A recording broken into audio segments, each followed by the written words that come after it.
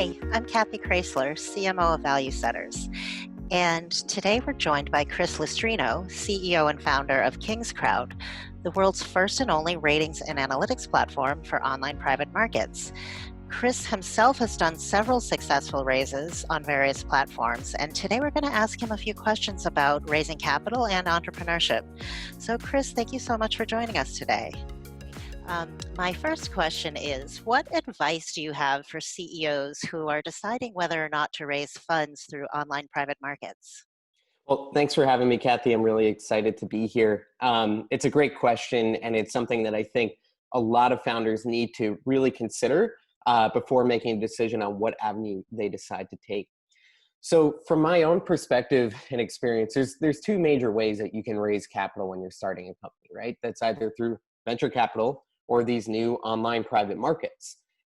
So there's trade-offs in each one. So when you think about the venture capital path, typically what you're talking about is hoping to get, one or two yeses that could lead to large sums of money. In the early days, that could be $250,000 to $500,000, and slightly later stage, it could be in the millions of dollars, right? Now, what you give up for that is a large chunk of your company, typically not really decided by you, because typically you're getting a term sheet from the venture firm. So they're kind of telling you what they think your company is worth and how much equity they want in the company. And they're also typically taking a board seat, which means that while you still have control of the company and you're the CEO and running the organization, that is another voice that you're going to have to deal with and think about how to manage, right? So you're now beholden to their whole investor base as well. Now, all of that is totally fine. I'm just laying out the scenario. The great thing about it is that you could get a quick, effective sum of money into the door, right? So that's what you get with venture capital. Now, if you go over to the online private markets, what are you getting instead? Well, you can still go and pursue that same level of investment in your company, but you can decide the terms. You can decide exactly how much you want to raise for that certain scenario that you're at, whatever stage you're at, you can decide how much money you need to get to the next level. But in exchange for not giving up a board seat, in exchange for owning more of the company, you do give up transparency. So you actually have to put out things like your financials, and you have to file forms that go to the SEC. So you're putting a lot more out there and you're being a little bit more vulnerable as an organization. So it comes with those challenges. So basically, when you're considering your avenues, it's, do you want more control in exchange for transparency, or do you want that quicker dollar sum in exchange for giving up control of the organization and not having to give up that transparency? So I think those are kind of the major differences when thinking about what options you have. Personally, I decided to go the online private market route, and fortunately have raised over $1.2 million from 2,100 individual investors over the past 2 years as an organization. Wow, congratulations, Chris. Now, that brings me to my next question. What's one thing you wish you had known when you were starting out as an entrepreneur? Yeah, so this is something that I factually knew, but I didn't necessarily fully intrinsically understand. And that's the idea that it's going to be 10 times harder and take 10 times longer than you think to get where you want to be. And while every entrepreneur that you talk to will tell you that, you can never actually fully understand it until you're going through the process. And I think that kind of sums up all of the challenges and things that you'll face along the way as an entrepreneur. That's the biggest thing that you're always going to face is you never have enough capital, you never have enough resources. You're always up against the wall, having to convince someone that your idea matters, that what you're working on is the right thing. It is incredibly, incredibly challenging.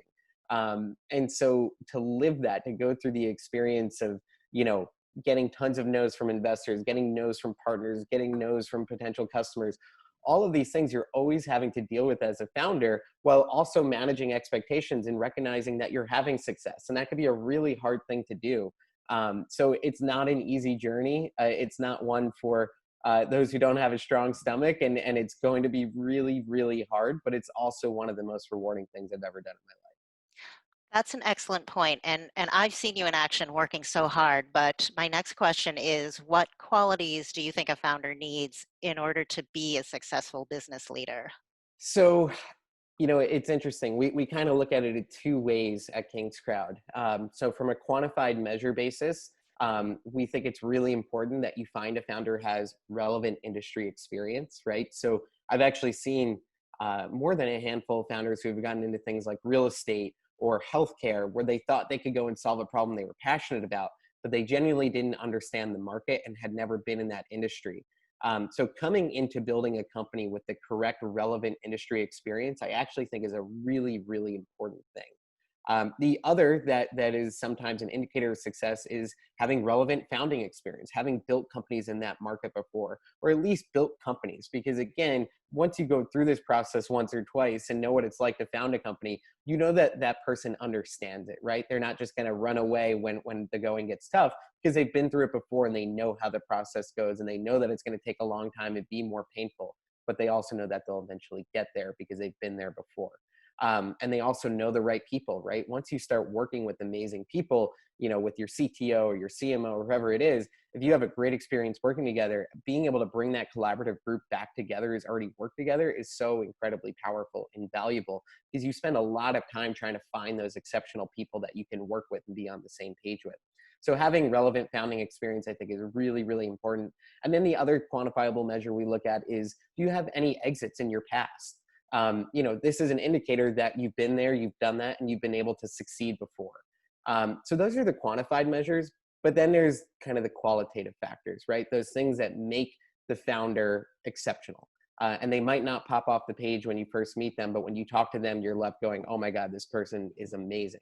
And I think the big thing that comes down to, and I've heard it from probably every founder and CEO that I've talked to, an investor that I've talked to, is grit and passion for what they do. And as kind of silly as that sounds, it's those people who are willing to wake up every day. I often say that starting a company is a lot like rowing a boat, right? You get out in the sea and you're rowing that boat, and there's no one rowing it for you. So as soon as you stop, the waves are going to take you back to shore, and you're going to be washed ashore. It's really, really hard to start a company, and those who make it are the ones who just keep grinding and keep fighting, who keep making things happen no matter how hard it gets. And you can tell when someone is so immensely passionate, is putting their whole being into that company. That's when you get really excited. Wow, Chris, thank you so much for your insights, and thank you so much for your time today, and have a great rest of your day. Thanks so much, Kathy. It's been a pleasure chatting with you. You too. Bye.